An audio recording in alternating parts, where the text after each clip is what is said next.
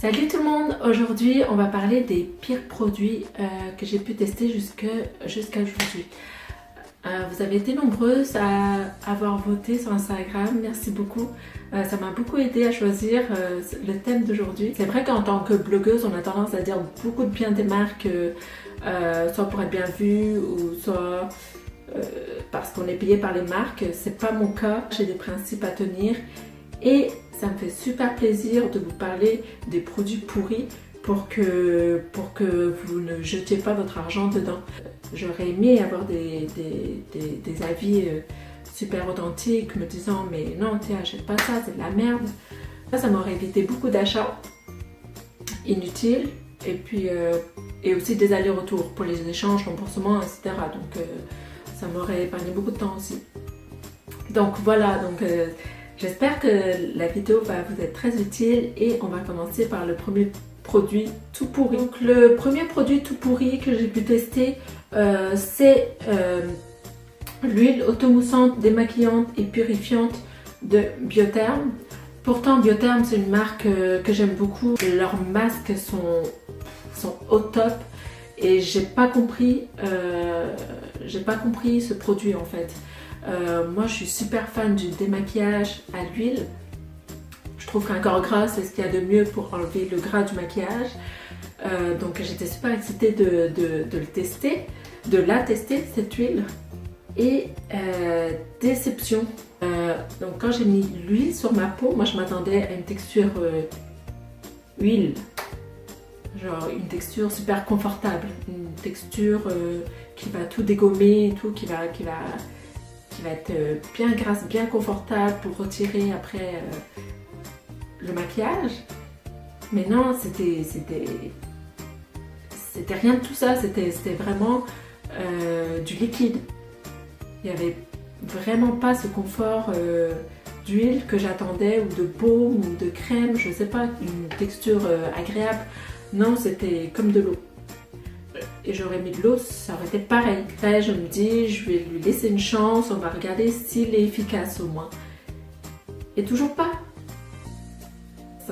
Ça a quasiment rien enlevé. Ça a moussé à peine. Je sais pas quoi dire, j'étais vraiment sur le cul. C'est bizarre comme expérience, surtout venant de Biotherm, une marque que j'adore d'habitude. Là non, c'était la grosse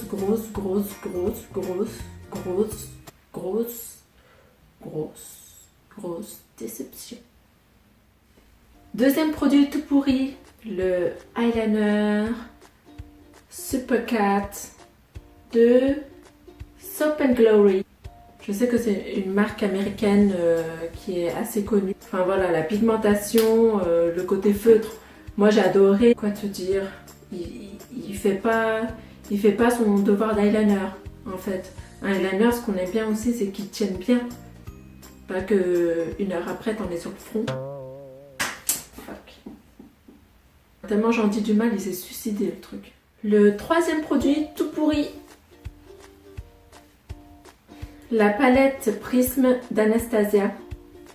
C'est super dur pour moi de dire ça. Je peux pas dire que c'est un produit pourri en fait, mais je l'ai mis quand même dans la vidéo parce que c'était une grosse déception par rapport à la marque que j'adore, par rapport à pas mal de choses en fait, par rapport au prix que j'ai moins adoré. Donc rapport qualité-prix, c'est pas le meilleur produit au monde. Je sais qu'il y a beaucoup de youtubeuses, de blogueuses qui se sont plaints de la palette d'avant. C'est la Subculture.